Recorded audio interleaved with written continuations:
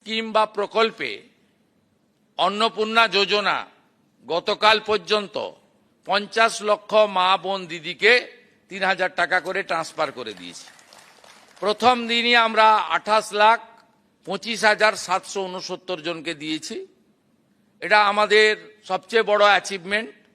এবং এখানে ফর্মে প্রথমে সমালোচনা হয়েছিল 2-3 দিন, কিন্তু পরে সবাই বুঝেছেন যে সরকারের টাকা, জনগণের টাকা, ট্যাক্সের টাকা এভাবে জলে ফেলা যায় না।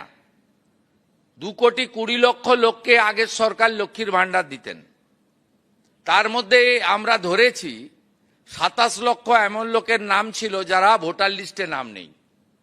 আমরা কেবলমাত্র সিএএতে যারা অ্যাপ্লাই করেছেন 1,21,000 এখন অবধি, 19,000 সার্টিফিকেট পেয়েছেন, 1,02,000 সার্টিফিকেট পাওয়ার জন্য অপেক্ষায় আছেন। আমরা তাদেরও আমাদের দিক থেকে কেন্দ্রীয় সরকারকে সাথে নিয়ে আমরা ক্লিয়ার করব।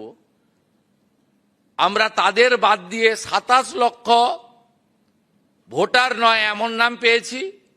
আর শুনলে অবাক হয়ে যাবেন, 3 লক্ষ পুরুষ পাওয়া গেছে যারা লক্ষ্মী ভাণ্ডার পেতে। তার মধ্যে চিত্তবাবু আছেন, শুধু জঙ্গিপুর ব্লকেই 4,500 পুরুষ পাওয়া গেছে মুর্শিদাবাদে। কৃষ্ণনগর 2-এ একটা অঞ্চলে পাওয়া গেছে 273 জন। কি ভয়ঙ্কর দুর্নীতি! আপনি হিসাব করে দেখুন, এই 30 লক্ষের টাকা বছরে কত হাজার কোটি টাকা হয়, 1,500 করে হিসাব করলে। অতএব আমরা খুব স্বচ্ছতার সঙ্গে আমরা যা করছি এর সুফল আগামী 50 বছর এই রাজ্যে সরকার পাবে।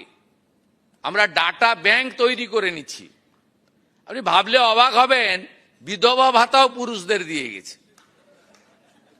এ যেখানে হাত দেওয়া হচ্ছে তো ব্রিগেড প্যারেড ময়দানকে জেল বানাতে হবে। আপনি যেখানে হাত দিচ্ছেন, কেউ আসবেন নবান্নতে, আমার টাইম নিয়ে চা খাওয়াবো আপনাকে, আপনি যেখানে হাত দিবেন সেখান থেকেই পচা দুর্গন্ধ বেরোচ্ছে। অতএব এইরকম গুরুত্বপূর্ণ সিদ্ধান্ত আমরা নিয়েছি। মহিলাদের সরকারি বাসে আমরা ফ্রি রাইড, 0 ভ্যালু টিকিট করে দিয়েছি। আর ওরা বলেছিল নাকি আমরা এলে মাছ খাওয়া যাবে না। আমরা মা ক্যান্টিনের নাম মা আহার করে নেক্সট উইক থেকে সপ্তাহে 2 দিন মাছের ব্যবস্থা করছি। আমি আশা করব তৃণমূলীরাও গিয়ে ওখানে 5 টাকায় মাছ খেয়ে আসবেন।